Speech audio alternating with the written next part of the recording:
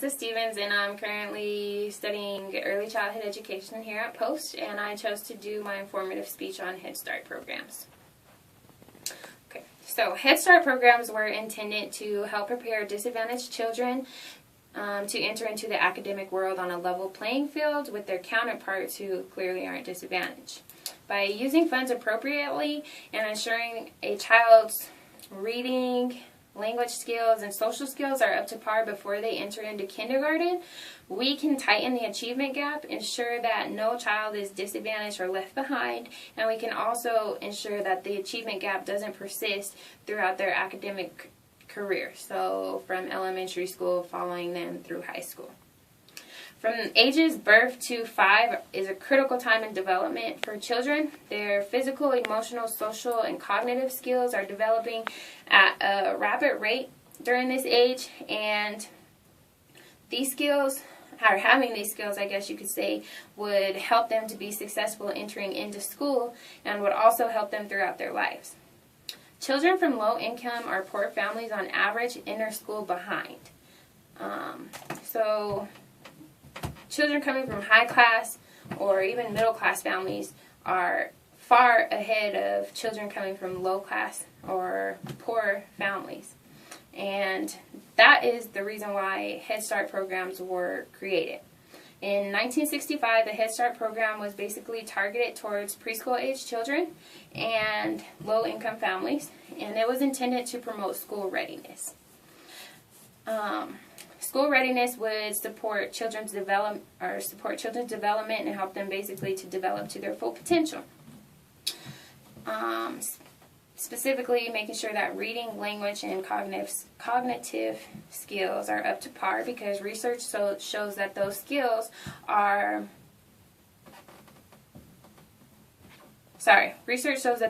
play a major role in predicting future academic success, according to the National Association for Education of Young Children. Currently, children with multiple risk factors suffer the greatest disadvantages. While the achievement gap for disadvantaged children continues to widen during kindergarten, research is showing that the achievement gap is staying persistent throughout their whole academic careers. So children are staying behind starting in kindergarten and all the way up until they're in high school. There are currently 32.7 million children that are in some form of child care arrangement in the United States, and of that 32.7 million, 12.5 million children are preschool aged. So each year we approximately spend $23 billion to fund programs both federally and locally, such as Head Start, before and after, and things that are just supposed to basically help your children develop. So $23 billion is being funded, yet poor children in the United States are still at a disadvantage. And they're not benefiting from programs in which we are putting billions of dollars into every day. In fact, only 48% of children are ready for school by the age of 5, compared to 75% of children who come from high class backgrounds or advantaged backgrounds. 75% of those children are ready for school by age of 5, and those children aren't attending Head Start programs or any other type of program to help them prepare for school. They're just simply coming out more school ready. And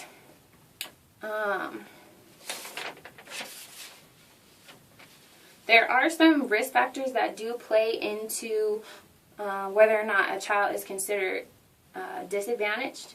Some of those risk factors would be whether or not the child's parents completed high school, whether or not the child is coming from a low-income family or a welfare-dependent family. Also, children that come from single homes or from homes where English isn't the primary language are automatically at a disadvantage.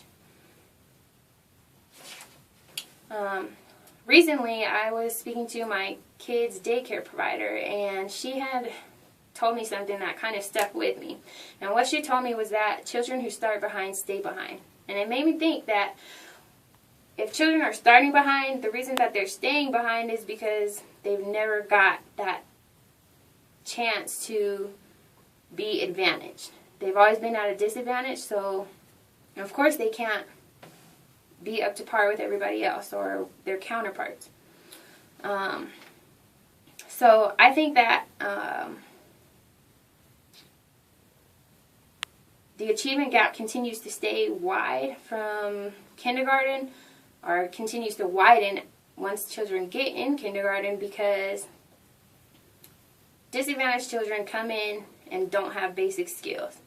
Then you have their counterparts who are advantaged and they have basic skills. So those children are in a school setting, and during the springtime they're learning skills beyond just basic counting to 10 or ABCs. They're already learning addition, and they're able to count by twos, things that aren't basic. So when children come into school starting in the spring and they're disadvantaged and already behind, they're just learning basic skills. So by the time fall rolls around, they have mastered their basic skills, but yet don't have the skills that the advantaged students have, such as multiplication or simple addition. Not even really multiplication at that age, but simple addition, simple subtraction, and just more advanced skills, I guess. So,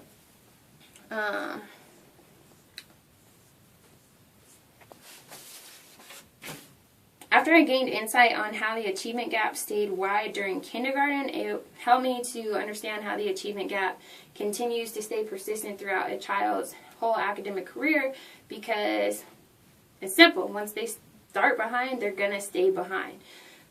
These Head Start programs aren't doing what they were intended to do. We're not getting the children who are disadvantaged up to par. So they're basically failing throughout their whole academic career, because we don't have enough resources going into Head Start programs to get these kids up to par with their advantaged counterparts. So it's definitely easier to understand how the achievement gap persists throughout the child's academic career once you understand where it starts in kindergarten. And just like I said before, a child that starts behind is simply going to stay behind. And with each passing year, the gap will only widen. I think that it's important to understand that Head Start programs can indeed do what they were intended to do, and actually help students to improve on their basic skills, so that way by the time they do get into school, they're caught up to their counterparts and they know everything that the advantaged kids know. But it's going to take more of an effort from just teachers. Parents have to step up and help their children before they get to kindergarten, before they even get to preschool. Things such as reading to your children every day, or talking to them using words that they don't necessarily hear every day, can help them. So it's just not something that a teacher can do. It's going to take a group effort.